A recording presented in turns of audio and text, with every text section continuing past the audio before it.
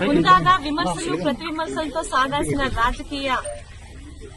రాజకీయాన్ని 5 సంవత్సరాలు భ్రష్టు పట్టించి గత 5 సంవత్సరాల్లో నిజాలు మాట్లాడినా విమర్శించినా కూడా అనేక సెక్షన్లతోని ప్రతిపక్షాల మీద ప్రశ్నించే ప్రజల మీద తప్పుడు కేసులు తప్పుడు సెక్షన్లు పెట్టిన ఆనాటి వైసీపీ ప్రభుత్వంలో మంత్రి కాకముందే మంత్రి పదవి గురించి ఆశించి ఈనాటి ముఖ్యమంత్రి ఆనాటి మాజీ ముఖ్యమంత్రి అయిన చంద్రబాబు నాయుడు గారి మీద ప్రజా సమస్యల్ని మాట్లాడే అసెంబ్లీ హాల్లో అసెంబ్లీ సాక్షిగా నోటికొచ్చినట్టు నోరు పారేసుకొని చంద్రబాబు నాయుడు గారి మానసిక పరిస్థితి బాలేదు నేనే సర్టిఫై చేస్తానన్న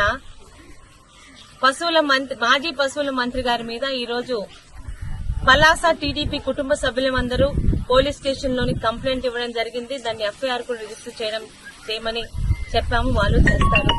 చెప్పేది ఏంటంటే అధికారంలో ఉంటాము కానీ ప్రజల్లోని ఎప్పుడు ఉండాలంటే కొన్ని విలువలతో చూస్తున్న రాజకీయాలు చేయాలి.